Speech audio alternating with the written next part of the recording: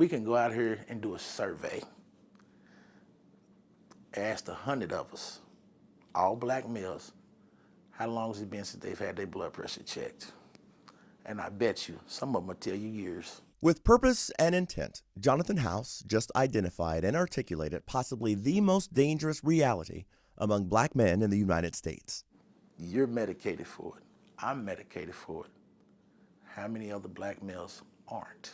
In November of 2021, House says his blood pressure was off the charts when he collapsed from a stroke.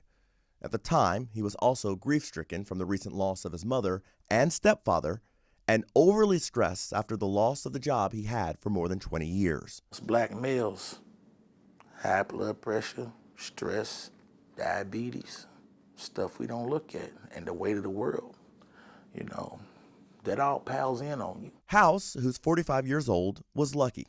He survived. Mr. House in particular really exemplifies a lot of the challenges as far as stroke risk with the African American community, actually. Dr. Danny Rose is the neurologist and stroke specialist at the Norton Neuroscience Institute who treated House. It's been well recognized really in all aspects of medicine that African Americans and other minority groups have worse outcomes. There's a disparity in both the outcomes and the care that these patients receive.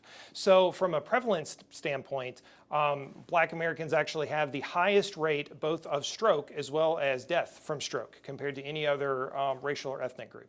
And that's been known for a long time. Generally speaking, the common risk factors for stroke are high blood pressure, diabetes, and smoking.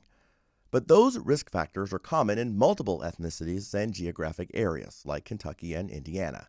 So it doesn't fully explain why there's a higher prevalence of strokes among African Americans, or why African Americans have the highest death rate when it comes to strokes. When we look at our stroke studies, they all take populations of people. So a stroke study, conducted in the United States ideally should have the United States' rough breakdown of people of different ethnicities. Translation: if you are white or of the majority, it is much more likely that your genetic makeup will be more reflected in medical research. So that really puts minorities at a disadvantage because our research that guides our treatment decisions all just prevalently, again, feature more people of white or European ancestry. As Dr. Rose continues his press for more racially inclusive studies, the work to save lives continues, efforts for which Mr. House is thankful.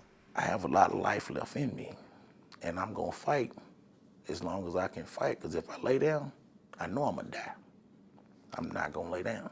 I'm not gonna give up. I'm gonna get myself all the way back together.